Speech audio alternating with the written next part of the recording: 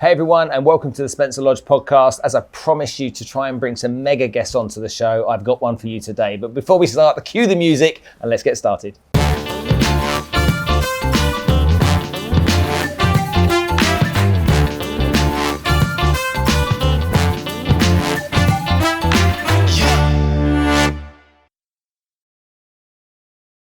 The megastar that's Tai Lopez. How you doing? I'm great. Thanks for having me. I Nice appreciate to see it. you, man. It's your first time in Dubai, yeah? First time. What does it feel like coming to a place like this? Did you have preconceptions like lots of Americans do?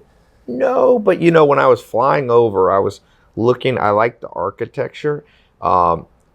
It has kind of an exotic feel. It's a little bit like you'd think.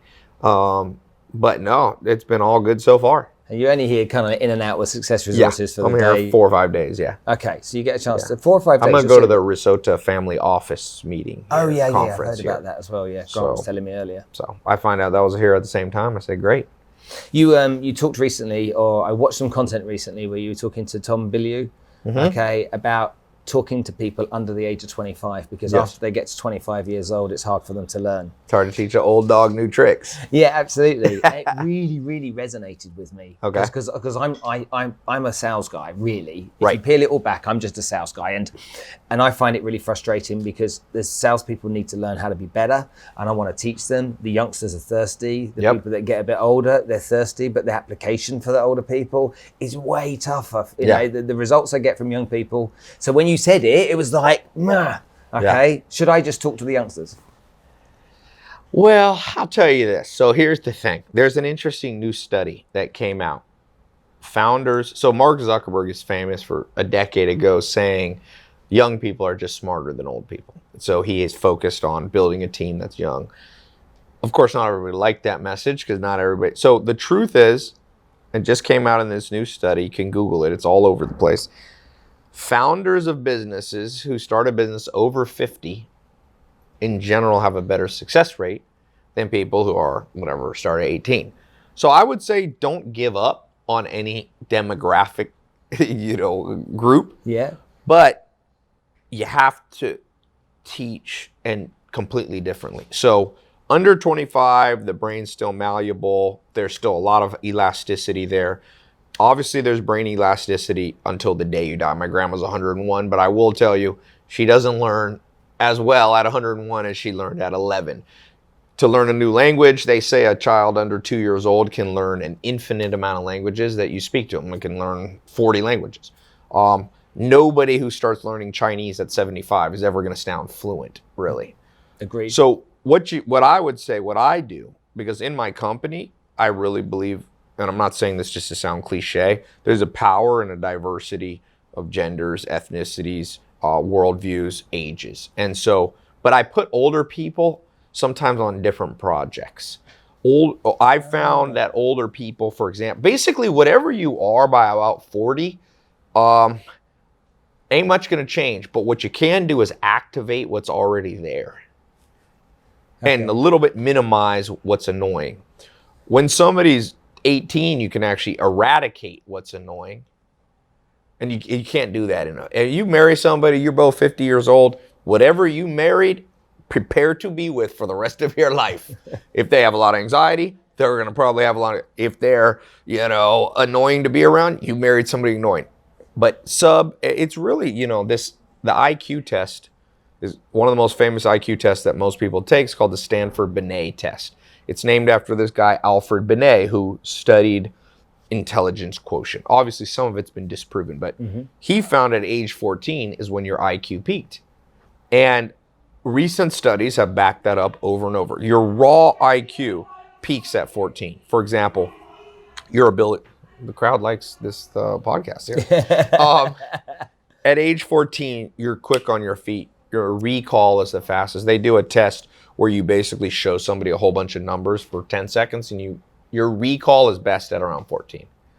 But if you're 54, your recall's gone down, but another part has massively increased, which is generally your intuition's a little bit better because you've been burned. Yeah. You've been burned, and when you're 14, you're still a little naive. So that's why I say, I really think if in terms of going back, this is a long-winded answer to your question, I would never give up on a segment of the world because actually science and statistics are finding older people do very well as entrepreneurs. But entrepreneurs, young entrepreneurs, there's other studies that show big breakthroughs often happen. Like Einstein came up with his best work, I think it was pre-1920. So by the time Einstein was about 40, he never had a major scientific breakthrough again. So what happens, that's what I'm saying. But he worked on what he had already figured out in his 20s, and he pushed it forward. So once you hit about 40, 50, really over 25, maybe 20, let's call it 25 a little bit. Let's say over 25, 30. Whatever those raw tools you got in childhood, you better maximize them. If you're under 25, you can build an incredible array of new skills. But if you're older and you're listening to this, don't be depressed. You probably have one or two skills that are good enough that if you actually maximized them, will make you a lot of money, for example. You know? Yeah, really good point. A lot of young people want to be entrepreneurs, and I'm a 49-year-old man, so growing up, that word didn't even exist. You know, it was a one-man band, sole trader, that kind of stuff. Yep. So this word became sexy, and there's a lot of talk about kids not going to university because being an entrepreneur. I know for a fact, being an entrepreneur, that it's a bloody lonely place. Mm-hmm. You know, it can be really, really kind of dark from time to time. Even if you're winning, and even if you're making a lot of money and all that kind of stuff, it can be a really kind of like tough place to be. Right. Because who gives you the pat on the back? Who gives you the high five? Exactly. You know? Who says to you, well done? And I think that there isn't as much time and effort spent on teaching young people to understand that that's what goes with the territory too. Yes. Do you agree with that? Yeah, and I also think, I believe in personality types. There's a lot of science that's been developed over the last 30, 40 years of understanding how, even from birth, you know, do you have brothers and sisters? 5 sisters. Yeah, so you have the same mother and father, so you've got the same gene pool, but people come out very different. So personality types are a real thing, and not everybody should be an entrepreneur. That's one thing people aren't realizing. So if you look at a test that's so-so of a personality test called Myers-Briggs, it's somewhat scientific. It's not the best one out there, but ENTP, for example, is considered the entrepreneur. ENTP stands for extroverted, intuitive, thinking, perceiving. So there's definitely, out of 16 Myers-Briggs personality types, there's definitely more than one that's good at entrepreneurship, but not all 16 are. So if you look at a guy like Steve Ballmer, who I've gotten to know a little bit, number 11, I think, richest man in the world, he told me that he did better inside an organization someone else had built. So Bill Gates and Paul Allen started Microsoft, and Steve Ballmer stayed in college. So he wasn't there. He was, of course, entrepreneurial, but he wasn't there in the very, very inception days. But he still came in and made 50, I think he's at 55 billion net worth today. So he's what's called an intrapreneur. Mm-hmm. So I think that where you can go wrong, one of my mentors, Mike Murphy, used to tell me, horses for courses. And I was like, what do you mean? He said, Tai, he was a wealthy investor from Ireland. He said, I invest in race horses on the track. And he said, I have certain horses that if the track is long and it's a long run, I use those horses because they're good at endurance. Yeah. And I have other horses that are for the fast short track, and they just go all out. So he said, you got to know what horse matches today's race course. And a lot of entrepreneurs so you have to know your personality type. You're the horse, and you got to match it to the course. Not everyone should match up as a pure entrepreneur, but you can always be entrepreneurial. So you might be a pure entrepreneur. You start things from scratch, but other people should tag along with you as intrapreneurs. What was the first job you ever had?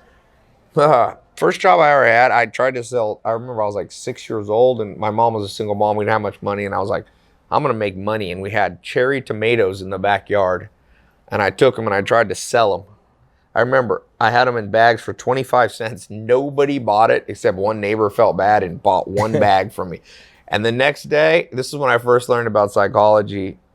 I said, what if I get lemonade, put sugar in it, and go out in my same little tomato stand? I got rid of all the tomatoes, and I had lemonade, and I made like $5. And I was like, wow, people want sugar more than they want veggies. And so that was my first business. sadly, the whole school system, I should have started being an entrepreneur there, but the whole school system, nobody encouraged you to do that. So I didn't become really an entrepreneur again until I was 19. When you were young and you had ideas about what you wanted to be with what you want to do with your life. Yep. What was, I had a time in my life where I wanted to be a fighter pilot. There was something about that. And then that kind of died because of my eyesight. And then I wanted to be a ski instructor. And I became a ski instructor, and I loved every minute of it. Until my mum kicked me out of bed one summer and said, "There's no snow. You're done. Go get a job." No snow in Dubai either. No, You went to the wrong. You need to go to Norway or Sweden or something. Well, we've got an indoor ski slope here. Do they? Yeah. The world's largest indoor snow ski slope is here. That is hilarious. Did you want to be anything? Did you sit there saying, I want to be? Yeah. You know what? I hear all these people be like, I want to be an astronaut. I never had any of that. I mean, something was wrong with me.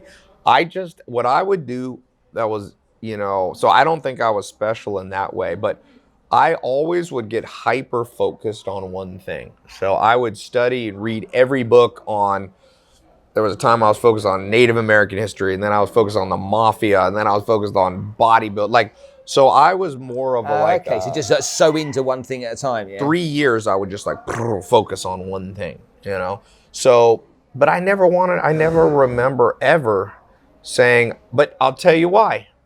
If you go to Myers-Briggs, I'm an ENTP. Ps, it's called perceiving versus judging. Ps don't pre-plan their life. So I think did you look back? You said you wanted to be, you're probably a J. When I became a ski instructor, that's all I wanted. And when I then got a job, I got a job as a trainee salesman with Rank Xerox. So you're probably more of a J. So J about 50% of the population is P, 50% is J. J's kind of map out what they want, and P's just take whatever comes. So I'm a strong P person. No, neither one's better than the other. They're just very different. I saw you pre-plan trips? Last minute. Okay, so you might be a P. Last minute. Yeah. In my mind, I know it's coming, but I don't do anything about it until it happens. It's like Christmas, it's coming, Yep. I've got to go see my folks, and I've got to see it and stuff. It's like, got to get it organized, but not yet. You go back to England just for that? Or are you going to stay here? No, I'll go to London, and then I'll go to Cyprus where my parents retired to.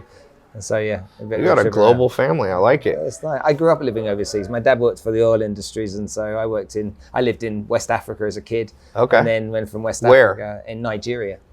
So my grandparents actually were missionaries in Nigeria. Okay. And then my dad was born there while they were missionaries, and then he went back to work there many years later, and I went with him when my parents got divorced. And I was 7 years old.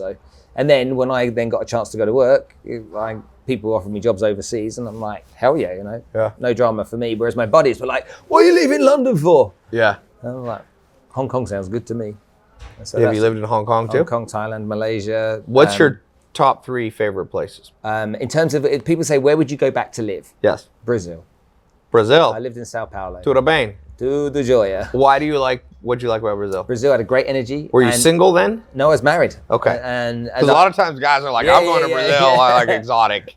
Yeah. But I went there, and it was, there was they're very sarcastic in their sense of humor, which matched mine. England. And so, very, very British in the sense of humor. And so I connected with them that way. And South America has a real vibe to it that other places don't have. There's a lot of money in Sao Paulo. You know? For me, being a financial advisor back then, there was a lot of opportunity. So one is Brazil. So I live in Brazil. I was in Slovakia. I was in Egypt. I was in Amsterdam, Italy. And I would probably say that what's second after? Here. Would have to be here. So not Dubai. You've been Dubai's here. Not the top one. Brazil's definitely the top one. Dubai's is there a 2? A 3? There's a 3. It's Amsterdam. I lived in Holland for 4 years. What's the worst place where's the place you would never go back? North Korea. No, Egypt was tough. Yeah. Egypt was a tough place to live. Yeah. I heard it's crazy traffic. I meant crazy, and just too much chaos to give you any sense of peace. But those are those things. But I've been fortunate to live in those different places. Right. And I've had to learn to do business with people in different countries. Right. And not everyone behaves the same in business. Yeah. The Japanese are completely different to the Brazilians. Yeah. The Brazilians will be 30 minutes late for a meeting and won't even apologize. Yeah. Whereas they're like, we're early. We're only 30 minutes late. Hey, how you doing? That's called an early Brazilian meeting when you're 30 minutes late. So you've just lived in the States all your life? No, I've been all over. I've lived quite a few places. I've been to 40, 50 countries. I've lived probably, 10, 15 countries. How old are you? Guess. This is the question. You're younger than me. We're going to have to do, how old are you? 49. Okay. You're younger. That's very 42. broad. You're I'm 42. younger than you.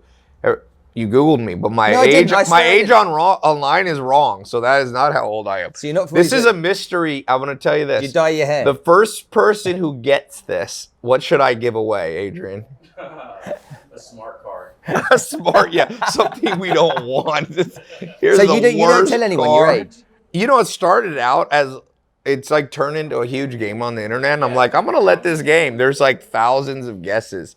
I just say I'm a vampire. I would like to think I'm over 600 years old. Think how smart you could be. Think how the world would change if people, that's one of the biggest structural problems with humanity. By the time you figure out life, you die. Absolutely. So all the people who are beginning to be smart imagine engineers or architects who were 300 years old.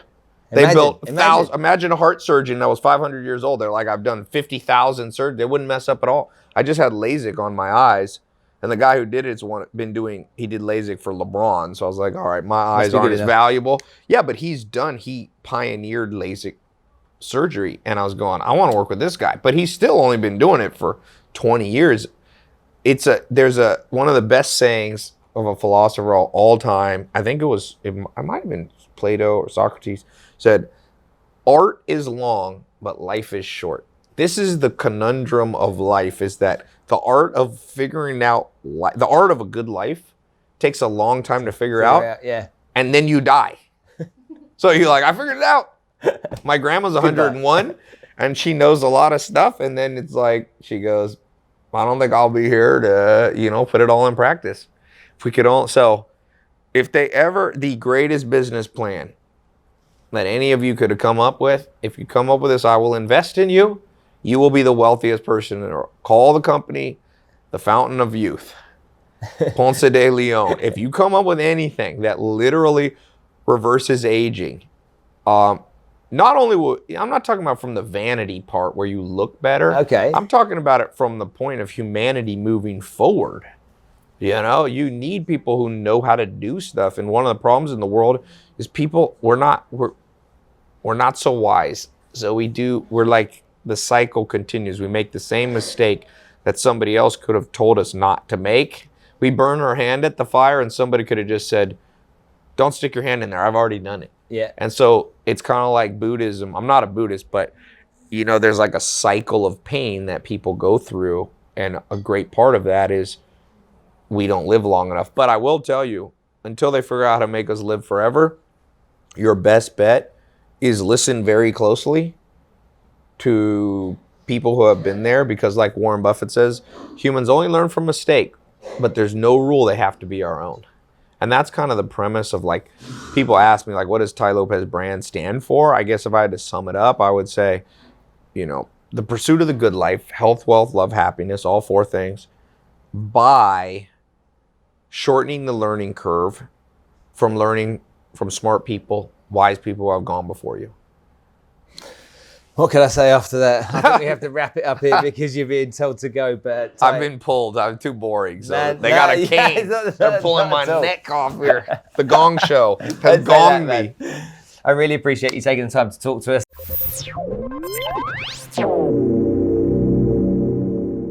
Hey guys, hope you enjoyed this episode of the Spencer Lodge podcast. People like him are epic. Okay, if you want to see more episodes, you know what you do. There's boxes everywhere. Click on them, go find it, subscribe, and we'll see you soon.